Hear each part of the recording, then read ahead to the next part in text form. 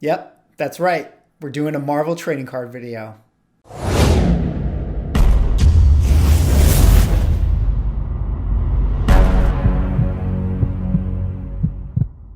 Ladies and gentlemen, welcome back to another video with Swagglehos. And in this video, we're doing another Marvel trading card video. That is right. I'm sorry, comic book fans, but this is going to be a trading card video for today. But before I get into the video, if you guys could drop me a like or comment or subscribe if you're enjoying the content, help support the channel, do one of those things, and I would appreciate it.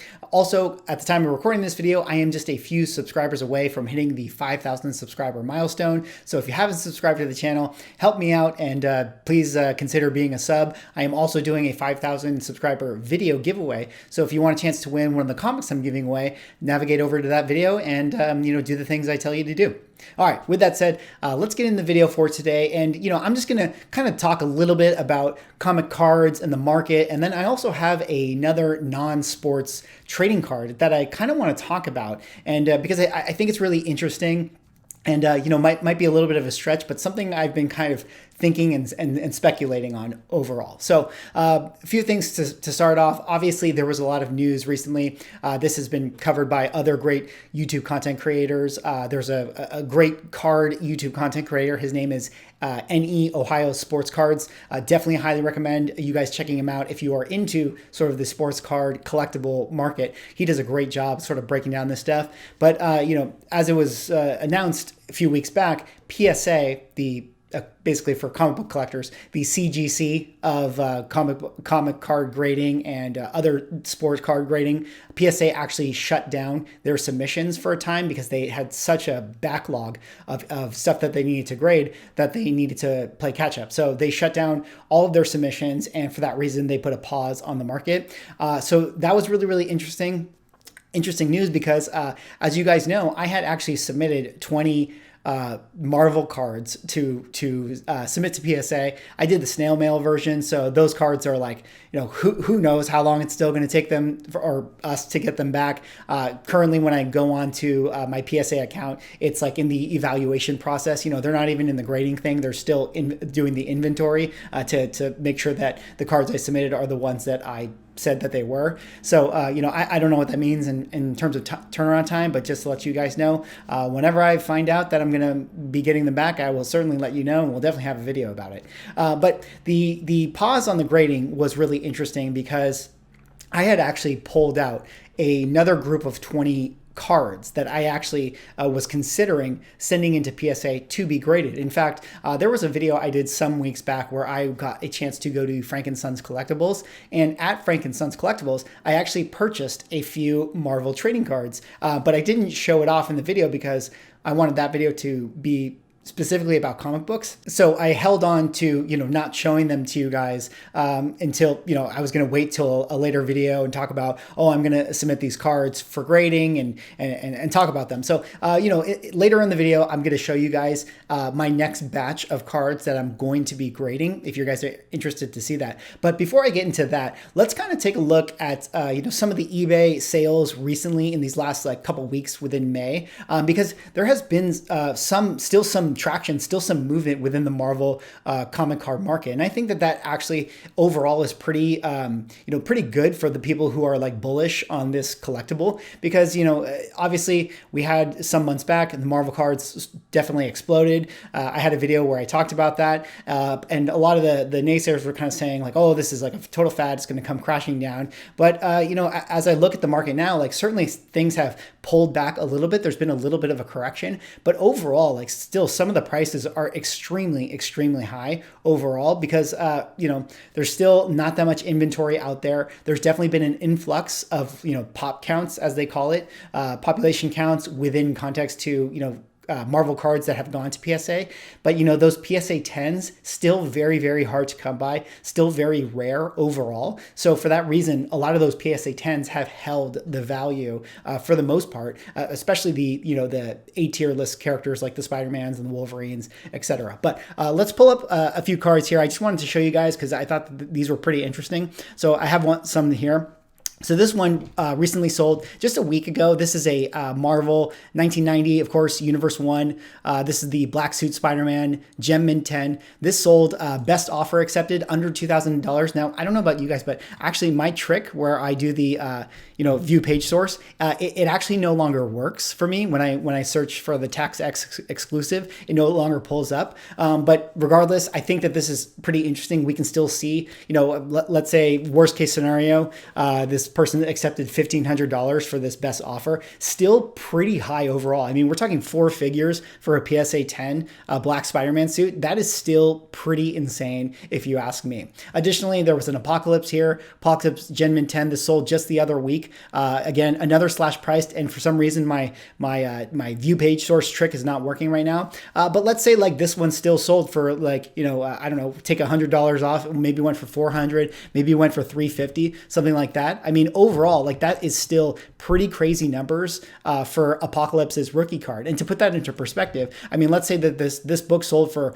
$400. I mean, we're talking about that's a number that would be still higher than fair market value for X Factor number 6 in a 9.8, which of course, as you guys know, is Apocalypse's first full appearance in comic book form. So his comic book rookie card still selling at higher FMV than his 9.8 comic book. So just goes to show for you guys out there that, there are still people who are fans of the characters, but perhaps they just like the medium of comic cards more than comic books. So definitely still really interesting. And, I think the PSA 10s overall are still holding a lot of that desirability and that value. Now, let's jump over to here a couple other listings that sold, in this last week. This one I think is really interesting. This is a PSA 9. So once you get to the PSA 9, here's the Stan Lee card. We're talking a slash price of $275. So again, who knows what this went for exactly? Maybe we're talking about $200 here. So you can see there's still a drop off when it comes to once you go from the 10s to the 9s. There's definitely that steep curve that's coming out there. But overall, I mean, if we're saying that this card sold for $200 at a PSA 9. Still not too bad overall. I mean, honestly, like not too bad for, a Stan Lee card that came out in 1990. Additionally, here we see this Wolverine card. This sold last week, $175, PSA 9. Again, not too bad overall. I mean, if you were to have this card and you bought it and then you submit it to PSA, you're still going to make, I don't know, $100 on your submission. So overall, I think that it's pretty impressive that these cards, for the most part, have still maintained some kind of value, especially the PSA 10s. But even, if you get back some of those PSA 9s, I still think that there's still like a margin of money to be made with those cards that are hitting the PSA 9. So overall, very, very cool. We're going to continue to talk about Marvel trading cards in a second, but before we do, let's take a minute to talk about Key Collector app. What is Key Collector app? Well, Key Collector app is an app that allows you to find hot and key comic books just in the palm of your hand. So let's say that you're new to comic books, coming over from the sports card market. Well, you could download this app called Key Collector, search your favorite characters, and find out what comic books are keys and grails that are significant to their specific run. And the best part about Key Collector app is that it's actually free to use, but there is a premium subscription service that gives you access to hot books, spec books, and dollar bin dives that you may want to know about when you're out there hunting. And if you use my promo code SWAGGLEHOSS, you will actually get 2 weeks for free to that premium service. So definitely check out Key Collector app. Highly recommend. Well, I did want to show you guys, I did pick up a few cards when I went to Frank & Sons, and I did want to show you guys here today. I actually got quite a few. I kind of did what normally people do in the sport card world where, if they're speccing on a certain card, well, instead of them just like buying one and then submitting it, what they actually do is they buy like 4 copies of the card or 5 copies of the card, and then they, do the personal evaluation to look to see what's the best version of it, and then they submit that one in hopes of getting a 10. So I kind of did the same thing where I actually bought a series of groups of cards and I pulled out the ones that I felt like looked like could be PSA 10 candidates. And when PSA does open back up for submissions, this is the stack of cards that I'm actually going to submit. Yeah, that's right. I'm going to submit more cards to PSA, but I'm going to, of course, like, look, I'm going to do snail mail. Like, again, like I'm not so interested in flipping these cards. I am one of those crazy people who actually loves these cards. So, if I get stuck holding the bag, I'm not tripping over it. I'm not worried about it. So let me just show you guys a couple cards I thought were pretty cool here that I picked up. This one right here is Series 1 Lizard I thought that this one looked pretty good overall. Looked like it could be pretty, it's pretty fairly well centered. Definitely, I inspected it quickly. The corners were pretty sharp. So overall, I think that when I do submit back to PSA, I'm going to be sending this card over because again, I like the lizard.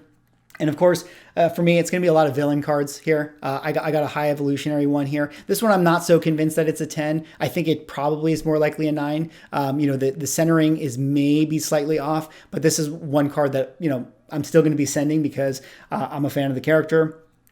Right here, I've talked about this card before. This is the Enchantress right here. This one does look pretty good to me overall. Like, centering is really good. Corners really sharp. Looks like a really good contender for a PSA 10.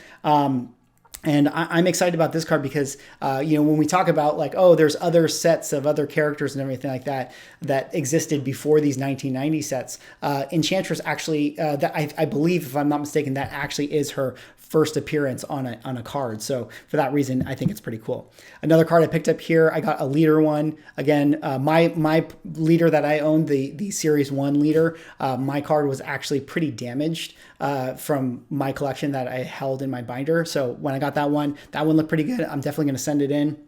Another card here. This is actually one that I did send in, but I actually picked up a few more because I don't believe that the one that I sent in is going to come back a 10. I don't even think it has a chance to come back a 10. I think probably is going to come back as an 8. So this one right here looks pretty good. I think I'm definitely going to resend in my Mephisto card or another Mephisto card when I get it. And, for that reason, I'll just be able to take that card and put it next to my Mephisto comic book, which is up there. And I think that that'll be pretty cool regardless. All right, here's another interesting card right here. This one is Kang the Conqueror. This is a Series 2. Kang did not have a Series 1 card. We all know Kang is coming, but this one I picked up, and I did actually submit a Kang card in my batch of submissions. But again, I don't think that card's going to get a 10. This one I do feel like maybe has a chance to get a 10, so I might consider submitting that again. Here's a card right here. I already told you guys about this one in my last card video. I opened it up. This is the Blade card. I guess technically it's his rookie card because this is the first year of cards that he actually had. And this will be one that I submit to PSA when they eventually open up. All right, this one here. I told you guys I got this one. I got the Deadpool card. I found the X-Force with the Deadpool card in it, and I ripped that thing open. Yeah, I totally ruined the value of my X-Force 1 by opening up the poly bag, but I got the Deadpool card in it, and I'm definitely submitting this card to PSA once it opens up again. I have no idea where the values of the Deadpool rookie card are right now in terms of those PSA 10s, but hey, that's one fresh from the poly bag. Maybe it can get a 10. I don't know. Here's another one here. I picked up another Darkhawk card. This one I do not believe is a 10. I'm still looking for other Darkhawk cards that could be PSA 10s. This is his rookie card. You guys know me. I'm a big fan of him.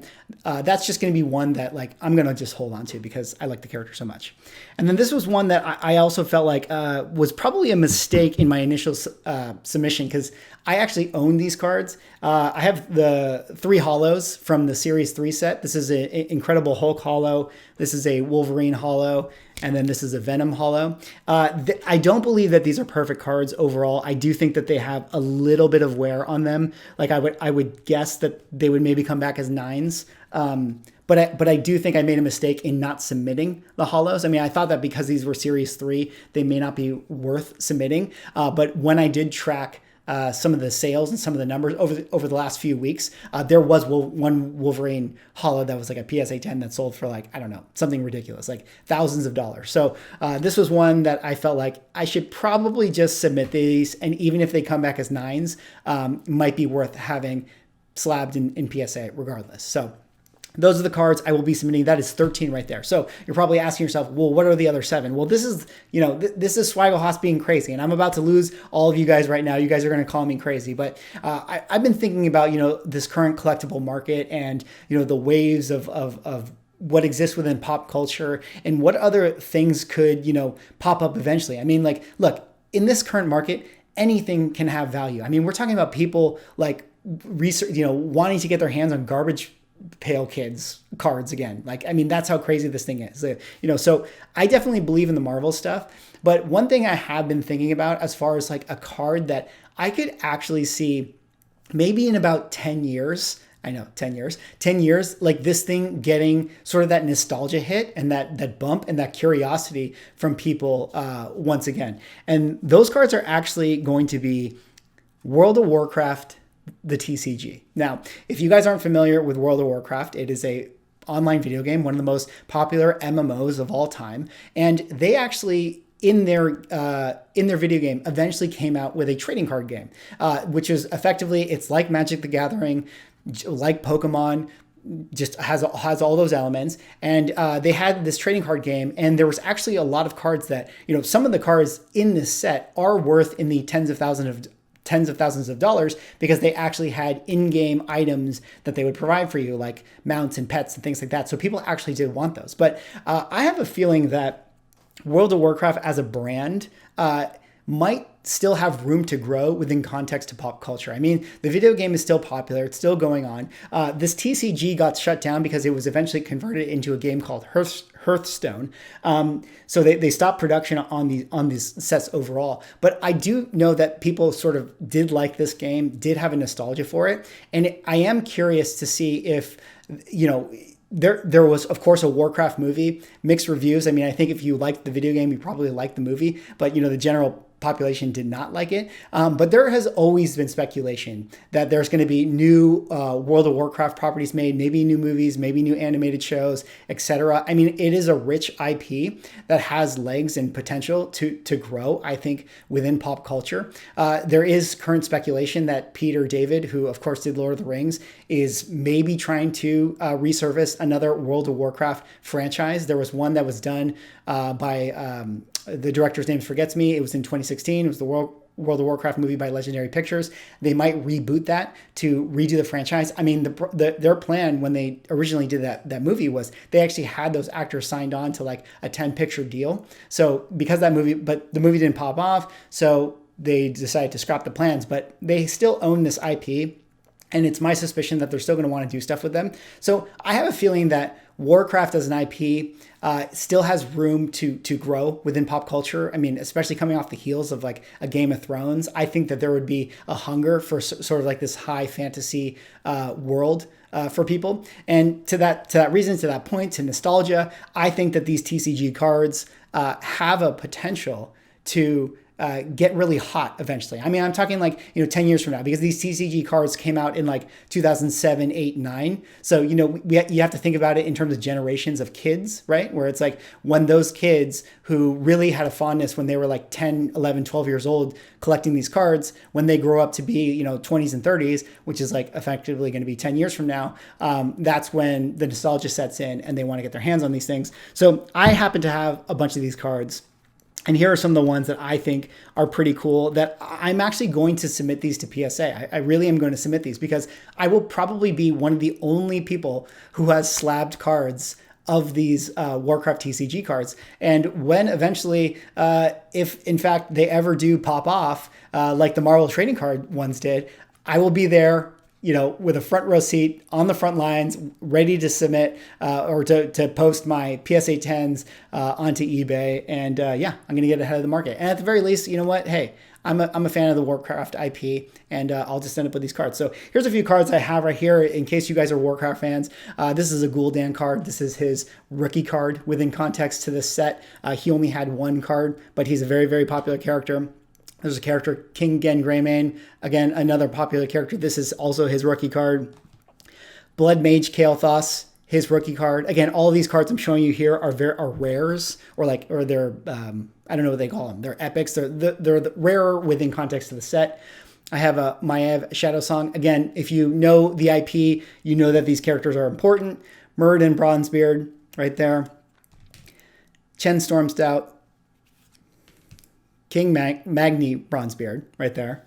And then the last one I have that is the special card is High Overlord Saurfang. So those are my sneaky cards that I'm going to submit to PSA and get graded ahead of time. There's some other characters that I actually don't own that I'm interested actually in picking up their cards on eBay. I'm not going to show them to you guys because I don't want that competition on eBay. But I'm going to get ahead of the game with the Warcraft TCG cards because I think that nostalgia will hit them eventually. Anyways, that is all I have for this video. That is my Marvel trading card, just kind of talking about the market and letting you guys know what I'm thinking with things, and then also my other non-sports card trade here that I'm interested in submitting to PSA. Anyways, that's all I have for this video. Drop me a like, comment, subscribe if you're enjoying the content, and I will see you in the next video.